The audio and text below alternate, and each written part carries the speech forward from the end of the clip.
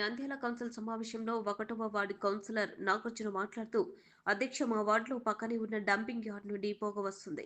వాటి వల్ల వార్డులో ప్రజలు అవస్థలు పడుతున్నారు.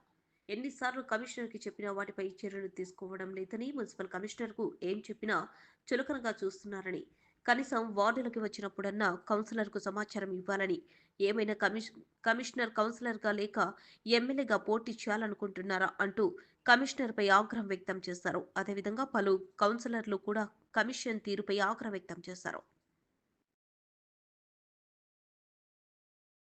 కడుతున్నారు అధ్యక్ష, దానికి బోర్ వేయమని చెప్పినాను. మంచినీళ్ళ కొలలేకి దాన్ని తిప్పుతా ఉన్నారు. నేను బోర్ వేయమని చెప్పిన, బోర్లు పడతాయంటే సార్ బోర్ పడదంటున్నాడు.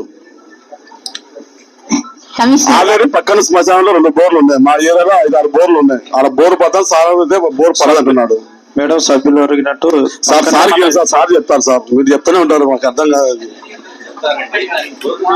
సార్ చెప్పినాను, సార్ కూడా చెప్పినాను. అది బోర్ వస్తే అయిపోతే శాశ్వతంగా ఉంటుంది బోరు. చూపించాము సార్ కూడా చూపించాము. మేడం గుంత తోగినప్పుడు జనాలు అందరూ వచ్చినా జనాలు కూడా అడ్డం పడితే గుంత నేను తీపించినాం. మళ్ళీ అది మంచినీళ్ళ వాటర్ పోతా ఉందని మనం పూడిపించి బోర్ వేయమని సార్ అడుగుతా ఉన్నా. బోర్ వస్తే శాశ్వతంగా మనకు అట్లే ఉంటది. ఇంకోటి అధ్యక్ష, నైట్ కూడా పొగ ఎక్కువైంది. పొగ డంప్ యార్డ్ నుంచి. అవును సార్, మొన్న డంప్ యార్డ్కి వచ్చినా సార్, జిందాల వాళ్ళు తీసుకున్నారు సార్. అది కనిపిస్తుంది సార్. సార్ మీకే సార్, మొన్న డంప్ యార్డ్ వచ్చాం. మొన్న డంప్ యార్డ్ లో పొగ ఎక్కువైంది. మళ్ళీ స్టార్ట్ అయింది. చలికాలం అందరూ అయితే మంచం ఉన్నారు. మంచు కాదు సార్, పొగ వస్తుంది అందరికి. అది చాలా మంది మంచం ఉన్నారు. అది పొగ మా వాడి నుంచి వచ్చేది, ఫస్ట్ మాకే వచ్చేది పొగ. ఇప్పుడు పివి నగర్ లో మాట్లాడచ్చా? పివి నగర్ లో గౌరవ చైర్పర్సన్ గారి ఆదేశాలతో ఇప్పుడు పివి నగర్ కు సంబంధించి గత కొంతకాలంగా అక్కడ చాలా రోజులుగా, కొంతకాలం అనడం కంటే కూడా చాలా రోజులుగా ఆ పొగ వల్ల ప్రజలు ఇబ్బంది పడుతున్నారనే విషయం మా నోటీస్లో ఉంది. మీరు కూడా పదే పదే ఈ విషయాన్ని ప్రస్తావించి ప్రజల ఇబ్బందులను మాకు తెలియజెప్పే ప్రయత్నం చేసింది లేదు. ప్రతి కమిషన్ ఇదే మాట చెప్తున్నారు, పోతున్నారు, కానీ ఏం చేయడం లేదు. నేను మాకు పడే ఇబ్బంది అడిగితే వాడే ఏదో మున్సిపాలిటీకి వచ్చాదని చెప్తున్నాడు. ఇప్పుడు ఈ చెత్త ముందు మనకు తెలుసు అధ్యక్ష. అది ఇప్పుడు మా ఏరియా ప్రజలు పడే ఇబ్బంది అడుగుతున్నది. ఆ పొగ గురించి అడుగుతా ఉన్నా. మళ్ళీ ఒకసారి చెప్తాను, మీరు చెప్పేది మళ్ళీ చెప్తాను. సంబంధించి అక్కడ ర్యాక్ పిక్కర్స్ చెప్పినారు, ఇప్పుడు మీరు అది చెప్తున్నారు. పోయిన కమిషన్ కూడా చెప్పినాడు సార్. ఇంకోటి సార్, మీరేమన్నా మీరేం మాట్లాడండి సార్. ఇంకోటి సార్, మేము అడగాలి సార్. అధ్యక్ష సార్, ఏమన్నా కౌన్సిల్ లేదా ఎమ్మెల్యే అర్థం కావాలి అధ్యక్ష. మా వార్డులోకి వచ్చి మాకు ఫోన్ చేయాలి అధ్యక్ష. ఏమన్నా ప్రతి కౌన్సిలర్ నేను ఒకనే, ప్రతి కౌన్సిలర్ ఫోన్ చేయడు. వాడితో తిరిగిపోతాడు. మాకు కలిసి చెప్తే మేము జనం చెప్పుకుంటాం ఏదన్నా కానీ. చెప్పాను,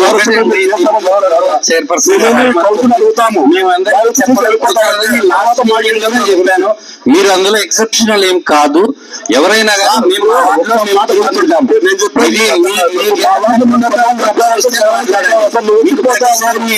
కానీ దానికి రావడానికి కుదరదు. ఎందుకంటే మేము మీ అనుమతి తీసుకుని వాటిలోకి రావాలి అని అంటే మేము రోజు కూడా పొద్దున్నే 42 వార్డులు ఉంటే మీరు దయచేసి చెప్పండి.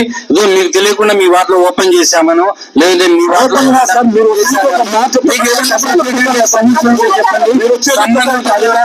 చూస్తారు, సంబంధిత అధికారులు చూస్తారు. కమిషనర్ తోటే అనుమతి తీసుకొని సరిపోతుంది. మనకి ఇవ్వడు, ఎవరికి ఇవ్వడు. ఆయన అదే చెప్తున్నా. ఆయన ఏమైనా కౌన్సిల్ లాస్ ఉంది కానీ ఎమ్మెల్యే లాస్ మాకు తెలియదు. ప్రతి వార్డు తిరుగుతారు. మాకు చెప్పాలి, ఏదన్నా సమస్య ఉంటే మీకు తొందరగా ఐడెంటిఫై చేయగలుగుతారు కదా. తప్పకుండా ఏదన్నా ఉంటే వార్డు కౌన్సిలర్ గారు కానీ చెప్పండి. ఇంకొకటి నేను సార్,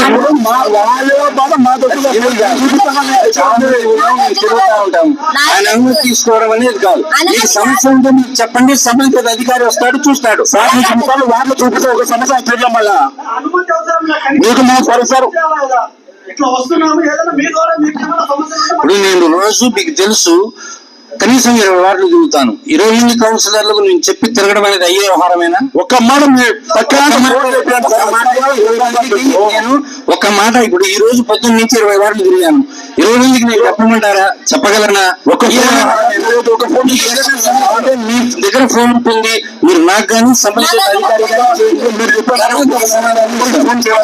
అధికారి అలా కాదు కమిషనర్ గారు, మీరు మీ డ్యూటీగా మీరు వెళ్ళిపోతున్నారు, కానీ ప్రజలకు ఏదైనా ఇబ్బంది ఉంటే మీ దృష్టికి తీసుకురావాలంటే వాళ్ళకి కానీ ఉండాలి కదా. నేను ఆల్రెడీ ఎంఈ గారికి ఏం చెప్పాను, ప్రతి వార్డ్ లో విజిట్లు పెట్టండి, తప్పకుండా ఆ వార్డు కౌన్సిలర్ తో సహా అందరు తిరుగుతారు, చూస్తారు, వాళ్ళ సమస్యలు ఏమున్నాయో మీ దృష్టికి తీసుకొస్తారు అన్నారు. మీరు తిరగడం ఓకే, కానీ ఏదైనా సమస్యలు ఉన్నాయంటే మీకు చెప్పుకోవడానికి ఇప్పుడే కమిషనర్ వచ్చి వెళ్ళారు కదా మీకు తెలియదు అంటే ప్రజలు వాళ్ళు అడిగితే వాళ్ళు ఇబ్బంది పడతారు కదా. ఆ విషయాన్ని మీరు చెప్పింది మంచి సలహా మేడం, మీరు మంచి సలహా ఇచ్చారు. దాని ప్రకారం వార్డు పర్యటనలు మీ మేమందరం తిరుగుతాము. ఇక్కడ అందరూ ప్రజలు సంబంధిత సిబ్బందిని నేను ఒక షెడ్యూల్ అయ్యిస్తాను మేడం, మీరు ఇచ్చినా ఓకే. దాని ప్రకారం ఆ వార్డులో మాకు సంబంధించిన సిబ్బంది తోటి ఆ వార్డులో ఖచ్చితంగా ఒక పర్యటన ఏర్పాటు చేయడము, వాళ్ళకి కావాల్సిన విషయాలు వాళ్ళకి చెప్తారు, నోట్ చేసుకుని చర్చించి అవసరమైతే మీరు కూడా ఒకసారి చూడొచ్చు.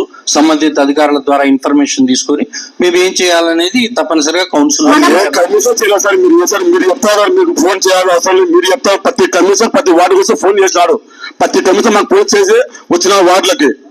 ఇప్పుడు మన డంపియార్డుకి వచ్చాను సార్, నేను 4 గంటలు అడుగుతాను డంపియార్డు గురించి. డైలీ వచ్చే ప్రతి కౌన్సిల్ అడుగుతాను, డంపియార్డు వాళ్ళు వచ్చి మమ్మల్ని పిలిచారు కదా, మేము చెప్పుకుంటాం కదా. ఎవరు చెప్పకుండా ఆయన వచ్చి పోతాడు, ఎవరు చెప్పుకోవాలి మేము అప్పుడు? లేకపోతే ఎలక్షన్ దగ్గర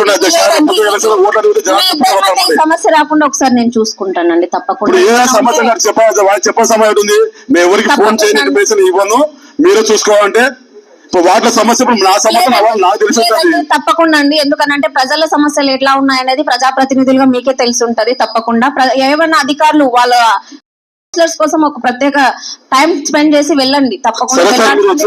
సార్ కూడా చూపించాను సార్, మొన్న వాటర్ సార్ 10 నెలలు చూపించాను, వాటర్ ట్యాంక్ చూపించాను, మిగతా చూపించాను, టాయిలెట్లు అన్న కొద్దిగా జరిగితే నేను మీరు వచ్చారు కదా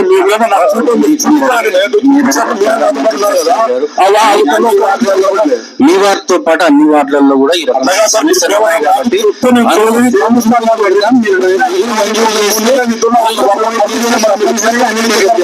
100 కోట్ల రూపాయల వరకు కూడా నేను చేయడానికి సిద్ధంగా ఉన్నాను.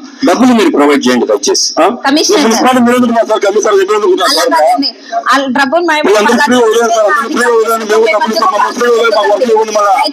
డబ్బులు ఇస్తాము. ఇది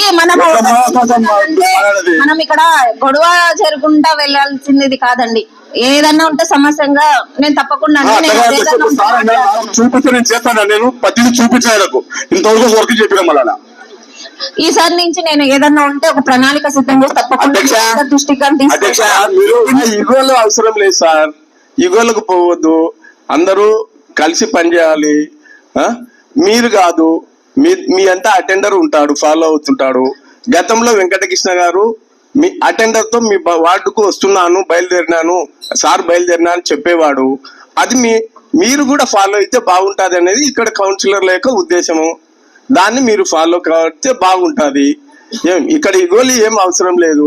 అలాగే అధ్యక్ష, నాకు తెలిసి మున్సిపల్ ఇంజనీర్ గారు కానీ, డి గారు, వాటర్ వర్క్స్ డి గారు కానీ, శానిటరీ సూపర్వైజర్ మురళి గారు కానీ మంచి టీం అధ్యక్ష, మంచిగా ఎక్స్పర్ట్ టీం అధ్యక్ష. ఇప్పుడున్న టీం మాత్రం నేను ఒప్పుకుంటాను అధ్యక్ష.